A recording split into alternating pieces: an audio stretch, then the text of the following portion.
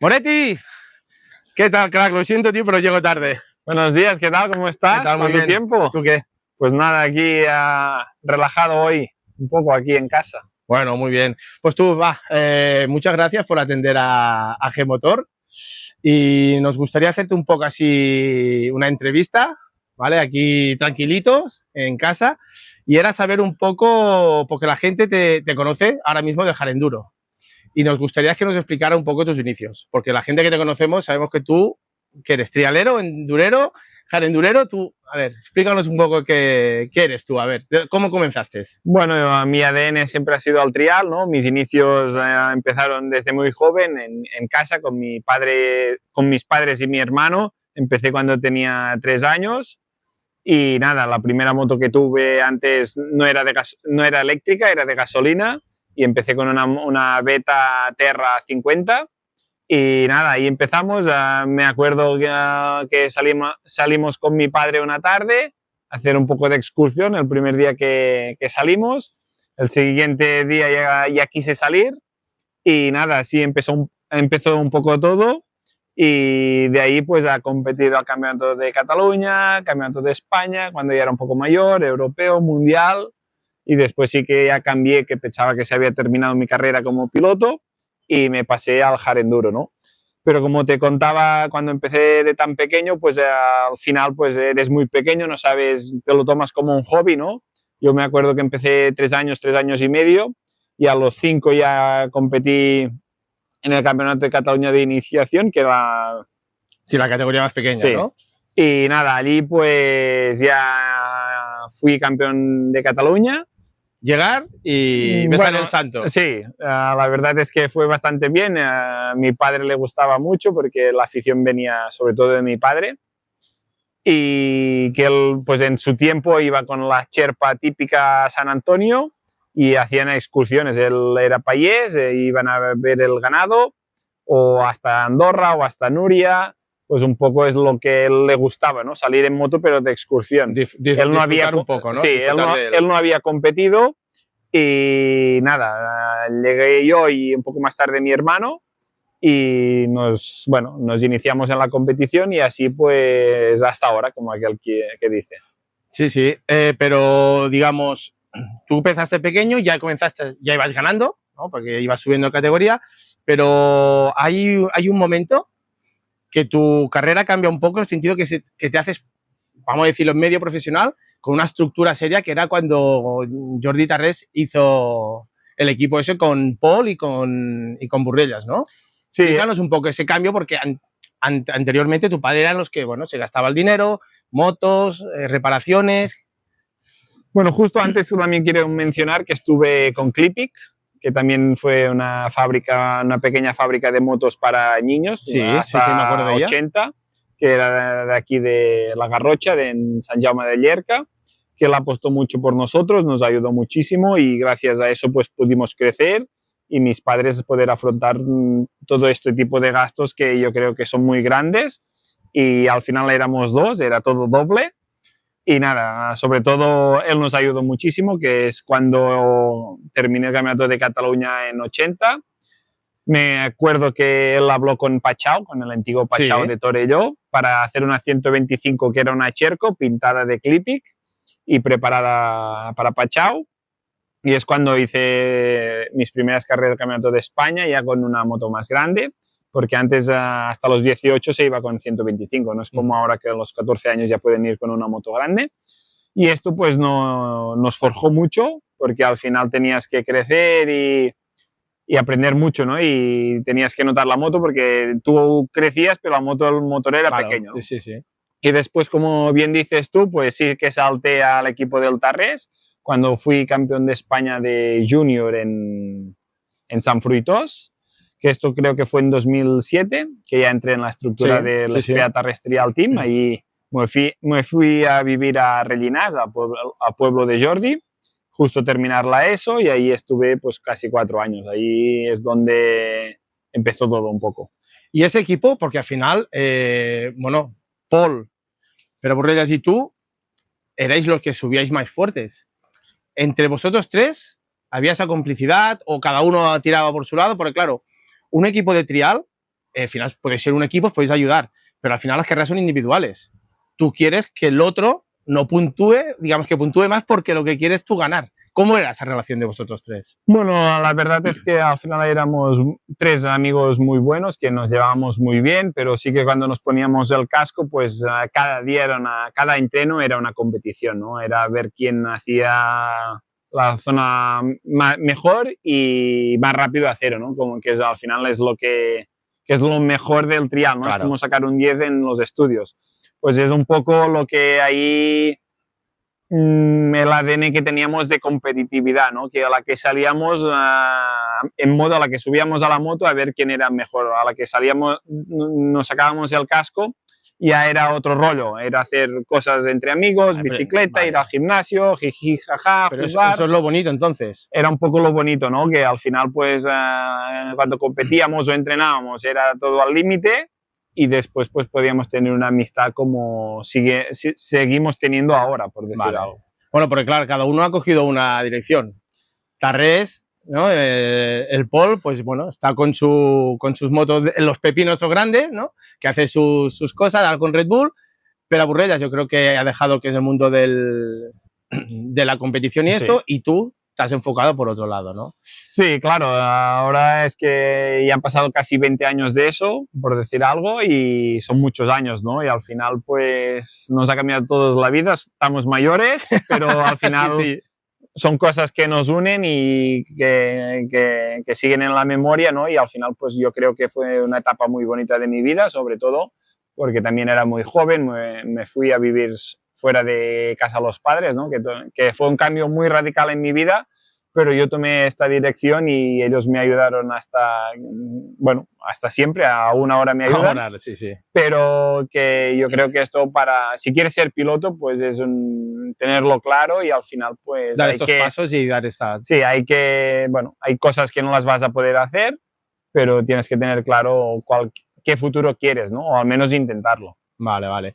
Luego de aquí pasaste a varias marcas, no sé si pasaste, a lo mejor luego fue cuando pasaste a Montesa.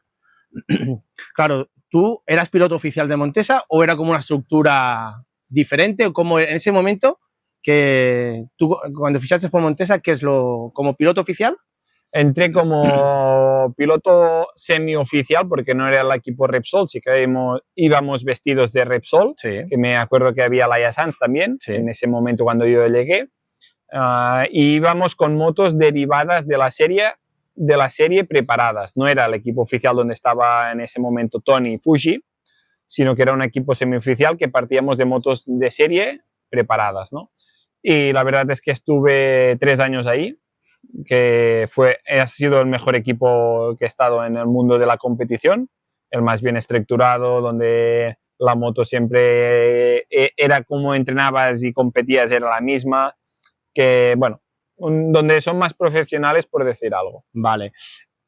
Claro, en ese momento Tony a día de hoy aún sigue siendo el top, pero claro, había Fuji, Fuji era un espectáculo, había Laia también, que lo ganaba todo. Para ti, ¿qué era estar entrando con ellos? ¿O ellos qué te aportaban? Digamos, pues claro, entrenar con ellos es muy diferente que entrenar con otros. Bueno, al final, pues si te fijas, aprendes, ¿no? Y a veces, por muchas explicaciones teóricas que te den, no es lo mismo que la práctica. La práctica, al final, si tienes un buen ojo, te fijas y dices, pone la rueda delante aquí, la trasera ahí, pues si lo intento, estoy más cerca de que me salga, que no que si me cuentan, tienes que poner la rueda aquí, la trasera aquí, que a veces cuesta imaginártelo, sobre todo cuando eres joven y te falta experiencia en ese mundo, ¿no? Después, claro, al final estar en el mejor equipo también te dan la mejor moto o la moto con el setting más competitivo que hay alguien que está probando ya o que ha ido con ello. Después sabes que si tú no llegas es que tú tienes alguna cosa que te falta, ¿no? O físico o técnica o lo que sea para seguir trabajando. Es algo que ya te olvidas, sabes que lo que tienes entre las piernas y en las manos y es una moto buena, no es aquello que dices, ostras, es que la moto a lo mejor no me va bien. Sabes que el feedback es bueno, después hay que ponértela a tu gusto, porque todos somos diferentes encima de la moto, pero yo creo que, bueno, que es uno de los mejores sitios que he estado seguramente. Vale, ¿el mochilero te habían puesto uno o es tu hermano? Porque yo sé que la mayoría de tu trayectoria, el mochilero era tu hermano. En ese momento también con Montesa también estuvo tu hermano o como... No, mi hermano llegó más tarde, Más tarde. porque claro, esto fue en 2010 o 11 creo. Mi hermano aún era muy joven, estaba estudiando, que él estaba en los estudios porque él ya dejó la competición.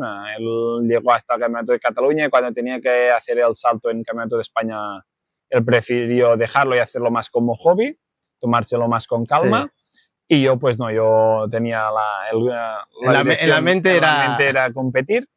Y nada, y eso que me comentas, pues sí, al final, bueno, pues es un poco cómo funcionan las cosas, ¿no? Al final, cuando yo llegué ahí, me acuerdo que mi padre me puso un mochilero, que se llamaba Josep Campàs, el primer año.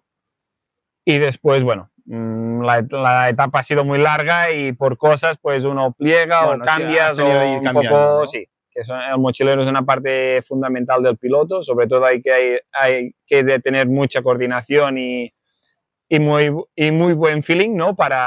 Sí, bueno, que al final el piloto, tú te fías muchas veces del mochilero, porque depende de qué zonas, él te dice un pie más para la derecha, más...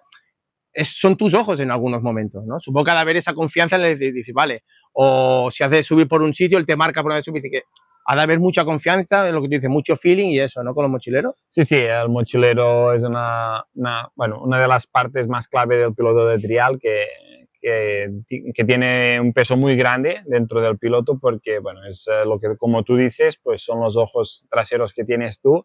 Y si tú le has dicho que quieres salir de ahí, pues te tiene que mostrar confianza y saber que tú estás ahí, ¿no?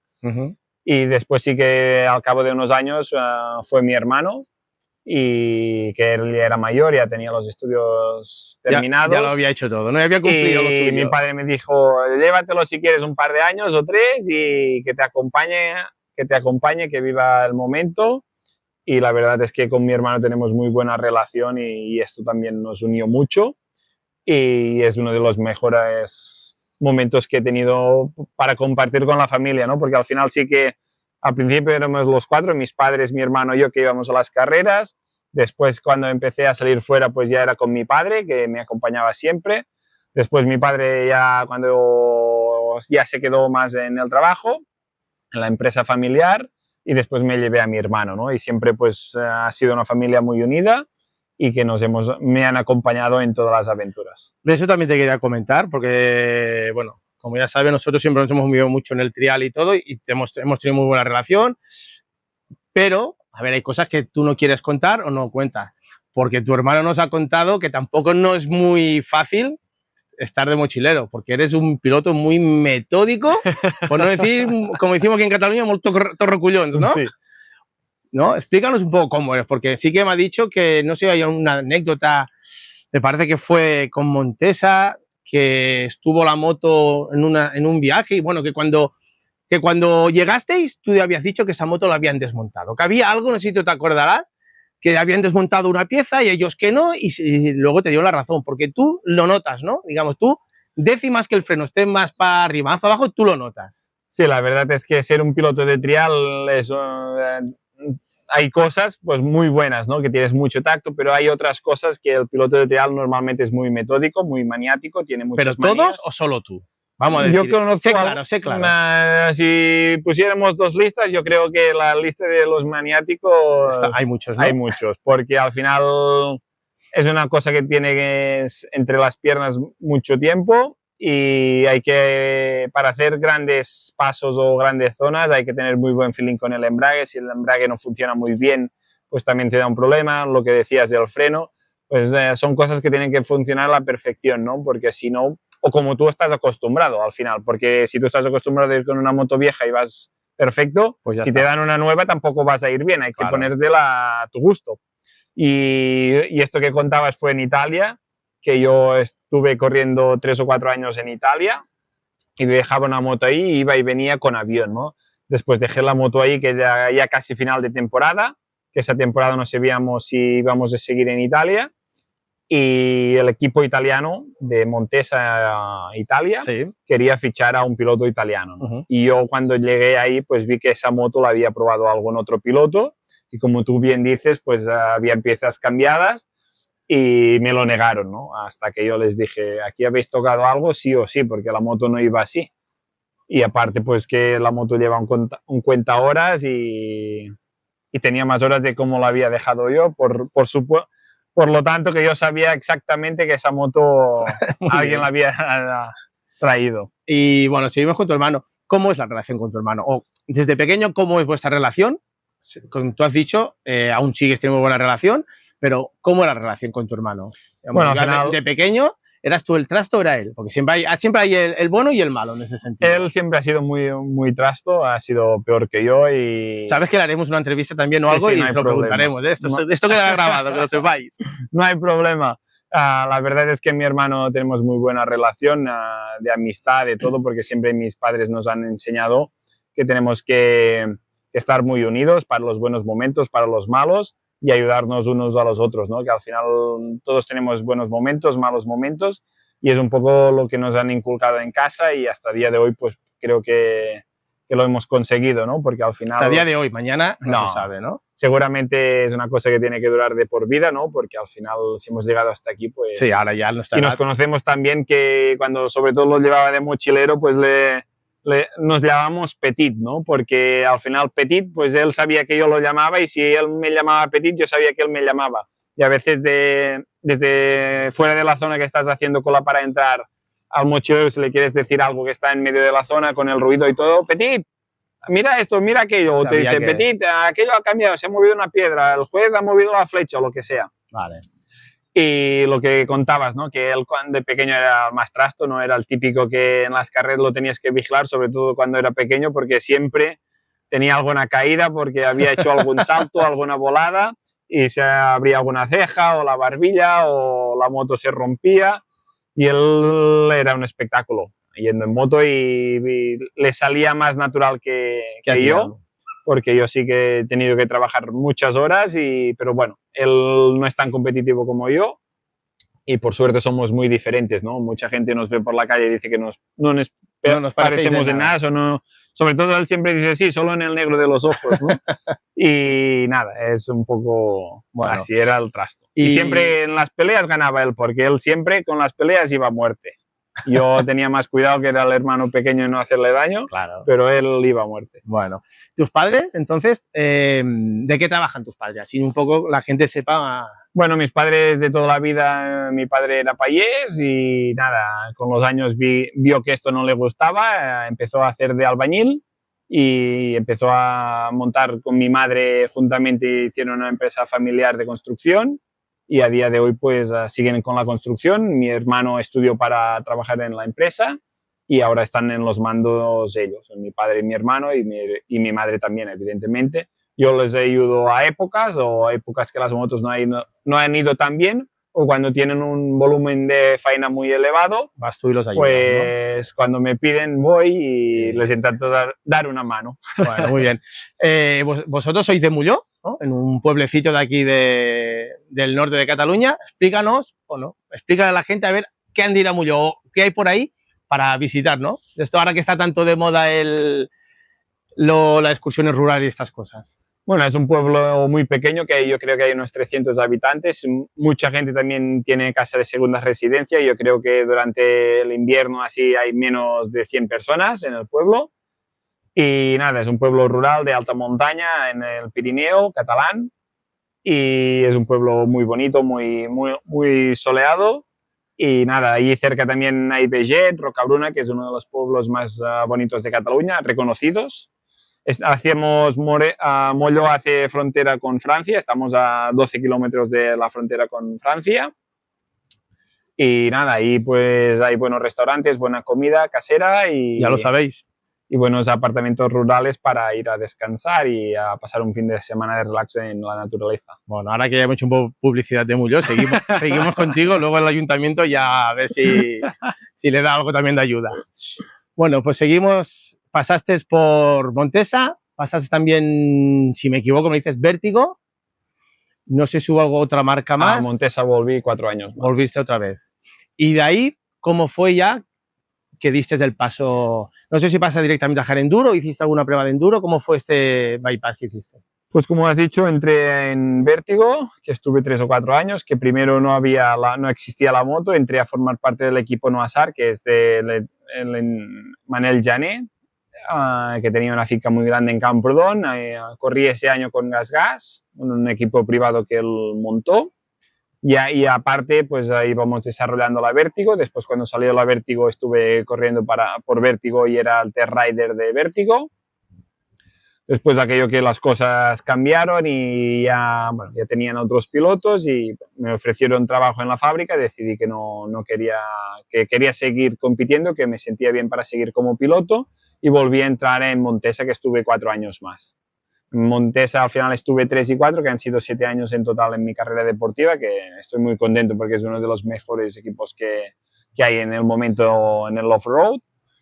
Y nada, estos 4 años en Montesa fueron muy especiales para mí porque estuve con un equipo suizo que llevaba el equipo semioficial de Montesa a las carreras del Mundial.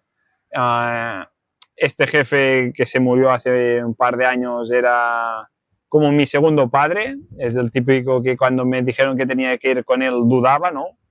Porque, bueno, como te he dicho, soy muy metódico y me pensaba que él se lo cogía más como una fiesta que no como una competición, pero me demostró todo lo contrario, ¿no? Y al final estos 4 años marcaron mucho mi carrera. Sí que el último año con el COVID, que es cuando nos llegó el COVID, cambiaron mucho las cosas. Yo hacía un par de años que los resultados al Mundial con el reglamento non-stop y eso no me estaban yendo muy bien los resultados y tenía que tomar una decisión, ¿no? Porque al final el hombre estaba mayor, quería jubilarse, me propuso de quedarme al equipo. Le dije que no le veía un futuro, que yo no me veía capaz de tirar eso adelante porque quería seguir compitiendo. Y nada, que no habían tampoco muchos pilotos aquello que diga, si cojo este piloto voy a tirar para adelante. Él también tenía, como era un equipo suizo, muchos sponsors de Suiza, que también veía que no me iban a respaldar para poder seguir con el equipo, y decidí que no, ¿no? Y después lo típico, que tenía varias ofertas, podía seguir en Montesa, pero bueno, la oferta cambió un poco porque como los resultados tampoco eran buenos, tampoco me podían dar mucho. Bueno, es aquello que si lo haces bien, tienes oferta. Que no, los resultados ayudan un poco todo. Y yo solo tenía los ojos en el trial, la verdad, y yo pensaba que cuando se terminara el trial pues iba a trabajar en la empresa familiar o con algún otro proyecto o lo que fuera, ¿no? En ese momento. Y aquello que yo tenía esperanzas era, me acuerdo que finalizó la temporada, pasó las Navidades y a principios de año aún seguía teniendo moto en casa y digo, va a llamar a alguien. Y era en enero a finales de enero, que es mi aniversario, y hacía 30 años este año, y es cuando apareció el Hard Enduro, ¿no? Aquí en España, que se hizo un campeonato. La primera carrera fue en el Pascuet, el día de mi cumpleaños, y mi familia pues sabía que tenía una moto de enduro, que iba aquí con un compañero de aquí en Ripoll, y todos me decían, ¿y por qué no lo pruebas? Si me lo dicen que lo haces tan bien, ¿por qué no lo pruebas? Es otra disciplina, todos los que están ahora reinando en el Hard Enduro son ex pilotos de trial, ¿por qué no lo pruebas? Y yo decía, sí, pero lo veo peligroso, velocidad, en carreras muy duras, no lo veo, y me propusieron de ir, te pagamos la inscripción, preparas la moto y vas. Fui ahí, terminé el 10º, creo. Volví para casa, bueno, sí, ha estado bien, pero tampoco, bueno, ni fu ni fa, ¿no? ¿Sabes aquello que dices? Sí, que sí, bueno. Yo trial. Y pasó febrero, no llegó nada, seguía entrenando un poco de trial, pero ya menos porque tampoco me salía nada. Después, ¿qué pasa? Si tú sales a entrenar al monte, pero dices, no tengo nada para el año que viene, ¿por qué te tienes que exprimir? Sí, claro, que sales a entrenar sin motivación ninguna. Dices, bueno, salgo como si saliera... Claro. Y claro, pasó eso, después llegó en marzo la siguiente prueba del Campeonato de España de Hard Enduro. Ves para allá que a ver qué tal va. Y fui ahí, que era en Arnedo, en La Rioja. Yo tampoco fui ahí con una mano delante y otra atrás, hice la carrera y es un formato de 3 horas que vas dando vueltas. Dando vueltas en un circuito ya. Sí. El sábado hay el prólogo, que el prólogo ya me clasifique bastante adelante. Y en la carrera pues íbamos haciendo vueltas. Yo no tenía pues ni noción de si iba primero, segundo, cuarto, quinto, el 10º. Y resulta que la penúltima vuelta yo iba primero sin saberlo. Me pasó un chaval que en ese momento es el que ganaba, con el escape roto, con mucho ruido. Lo dejé pasar sin problema. Llegué ahí a una subida que habían como 15 pilotos y yo como el trial, pues respetando la fila. Y después empecé a ver a todo el público que chillaba, Carlos Rivero, dale, dale. Que era un expiloto de trial que competía en el hard enduro, que hacía más años que lo hacía. Y ya me adelanta. Y digo, ostras, si estoy adelante, porque yo me tengo que esperar. Yo también detrás, pero claro, faltaban menos de 600 metros para terminar la carrera. Llego y dicen, el del escape roto primero, Carlos Rivero segundo y yo tercero. Y digo, ostras, pues iba primero hasta la penúltima vuelta y yo no lo sabía. Y desde ahí, ya volviendo para casa, ya me llamó Miquel García de Rieju, que tenemos que hablar, porque ya había hablado un poco antes con él, pero bueno, aquello que yo tampoco sabía qué quería hacer, él tampoco sabía si apostar por mí, y me acuerdo que ya me llamó, yendo para casa, y ya me propuso de ir a Lagares al cabo de 15 días. Me dice, yo te pongo la moto, tú te pagas la inscripción y nos vamos. Fui ahí, me acuerdo que gané otra vez, ya empezó todo, ya vendí la moto, la beta que tenía, empecé con Rieju, y nada, ese año ya llegué a la última prueba que podía ser campeón de España, un problema en la moto, al final terminé quinto, pero ya gané un par de carreras, y ahí empezó un poco todo mi trayectoria en el hard enduro y el cambio del trial al hard enduro. Y bueno, un poco el hard enduro, para la gente que no lo sepa, hay muchas carreras que son muy variadas. Hay carreras que son muy cortas y a lo mejor son muy al sprint, y hay algunas que son muy largas, ¿no? ¿Cuáles pueden ser las carreras estas tan duras? No sé si Erzberg o Romaniac, ¿cuáles son estas tan duras? Y explícanos un poco para la gente que no sepa qué es del hard enduro, que es bien el hard enduro. Las más duras son estas dos que has dicho. Una es más al sprint porque son 4 horas y llegues donde llegues. Y Romaniac pues son 4 días de 7-8 horas diarias de moto con navegación, que llevamos un GPS con un track, que sí que está más o menos señalizado en el monte, pero bueno, ahí son días largos, tienes que repostar varias veces con el ejército. Claro. Y como tú muy bien dices, depende de la carrera, hay un formato u otro. También hay carreras que son más multilap, con 3 horas o 2 horas y media tienes que dar el máximo de vueltas. En un circuito ya cerrado, y vas dando vueltas, vas pasando a otros pilotos o te pasan ellos a ti, depende del día que tengas. Y nada, son carreras pues que son muy duras, son técnicas. Para saber la diferencia que hay del enduro al hard enduro, pues el enduro son unas cronos y hay un enlace de crono a crono. Y esto no, esto pues es a campo otra vez, a medio del monte, pocos llanos hay, pocos campos hay y es un poco... Al final o sales en uno en uno en tiempo o sales en parrilla, un poco depende del formato de la carrera. Y a veces hay bajadas que hay que lanzar la moto o bajar al lado de ella de lo empinadas que son. Y las subidas pues a veces pues hay que empujar, es un deporte que hay que empujar bastante, hay que ser autosuficiente, hay que llevar tus herramientas, recambios, porque en el medio del monte no te pueden ayudar, solo otro piloto, pero también los otros pilotos llevan sus recambios, aparte a veces vamos con motos diferentes de otras marcas. Y tienes que ser autosuficiente, tienes que llevar tu agua, tus geles, tus barritas, bueno, es un poco de supervivencia, ¿no? Y a veces tampoco hay que arriesgar mucho. Si un día hay otro piloto que tiene más ritmo, mejor que lo dejes pasar, porque tampoco conoces muy bien lo que te espera durante el día. Y bueno, y hay que también conservar mucho la mecánica. Es fácil romper la moto porque das un golpe en la tapa de embrague o donde sea y hay cosas que no puedes reparar. Y sobre todo tú conocerte muy bien físicamente, si puedes tirar o relajarte o apretar o bueno. Tienes que saberte medir un poco, ¿no? Porque a veces te pasa uno a primera hora de la mañana y a mediodía lo estás pasando tú porque está fundido. Ahora me has hecho una asistencia ya. El tema físico, ¿cómo lo entrenas? ¿Son muchas horas en moto o a veces son menos horas en moto porque la técnica ya lo tiene y lo que quieres es el físico en gimnasio? ¿O en estas montañas, montaña arriba y como tú dices, ¿cómo entrenas? Sobre todo cuando pasé del trial al hard enduro, lo que hice fueron muchas horas de moto, porque al final la moto de trial es muy ligera, vas muy poco protegido, llevas muy poca ropa, pesas muy poco en global, y en el hard enduro entre protecciones, camelback, recambios, moto, hay distintos pesos y hice muchas horas de moto para adaptarte también a la tracción, al funcionamiento de las suspensiones y un poco las inercias de la moto. Después sí que lo combinas con bicicleta, gimnasio, pero al final, como tengo una base de toda la vida haciendo deporte, pues ya me he mantenido siempre, no me he dejado en ningún momento de mi carrera deportiva y al final lo que he hecho son bastantes horas de moto. Y mentalmente, porque claro, tú, al final la moto vas tú solo. En el trial era una cosa y aquí es otra, como tú dices, son muchas horas. Mentalmente, ¿tú has ido a algún psicólogo deportivo o tú te has podido gestionar?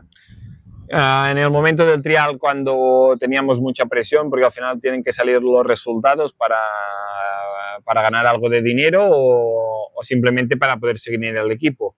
Después sí que ahí es muy complicado y fui con un psicólogo deportivo porque también estaba becado por el CAR de Sant Cugat. Y en el hard enduro de momento hasta el día de hoy no lo he necesitado porque es distinto y tienes que creer muy en ti en estas carreras de hard enduro, tienes que ser fuerte, tener paciencia, ser frío muchas veces y si caes levantarte y seguir dándolo todo, ¿no? Y bueno, lo que te he dicho, ¿no? Que si un día otro piloto tiene más ritmo que tú, pues dejarlo pasar y a lo mejor después lo pasas o tiene un problema mecánico o lo tienes tú. He vivido bastantes aventuras pues duras. Bueno, pues yo creo que un poco, ya hemos seguido un poco tu trayectoria y todo, y nada, solo para acabar, no sé si algún día, supongo que sí, a tus padres les has dado la gracia o a tu hermano por todo esto. Si no, te dejamos aquí las cámaras, pues si les quieres decir alguna cosa a ellos, ya que, bueno, hemos visto que tus padres y tu hermano, a lo mejor si no fueran por ellos, tampoco hubieras estado ahí, ¿no? Por el apoyo que has recibido y por todo, ¿no?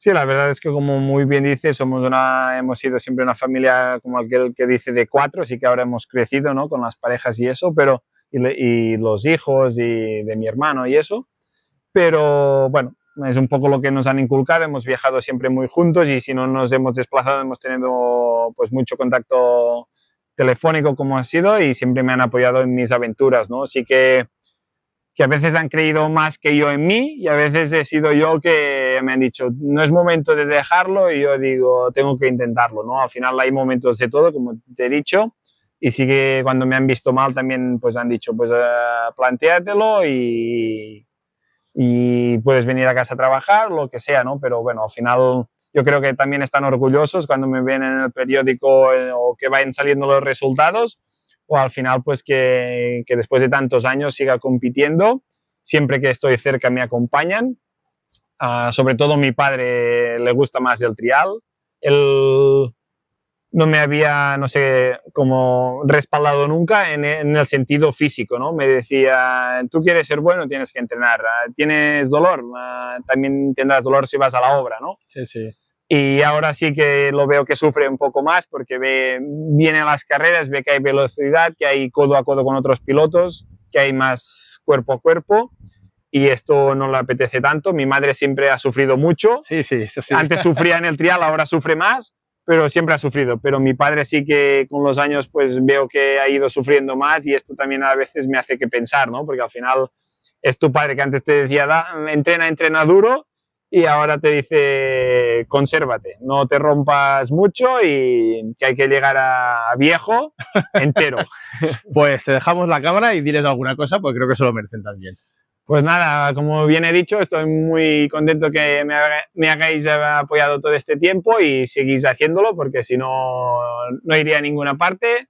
Estoy muy contento de lo que hemos conseguido juntos porque al final sin un equipo no consigues las cosas y al final es el mejor equipo familiar que he tenido y nada, espero seguir contando con vosotros y vosotros conmigo cuando esté por aquí para seguir adelante.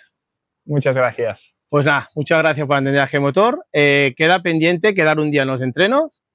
En un entreno queremos ver si eres tan bueno como dices y hacemos algunos vídeos o algo. ¿De acuerdo? Vale, perfecto. Venga, pues buscamos un día en la agenda y le vamos a dar un poco al gas, que también podríamos hacer algo con la moto de trial que aún me acuerdo, la de enduro y la Teneré que tengo abajo del equipo. Pues venga, esto ya queda aquí grabado y nos vemos en el próximo vídeo. Venga, gracias por todo, G-Motor.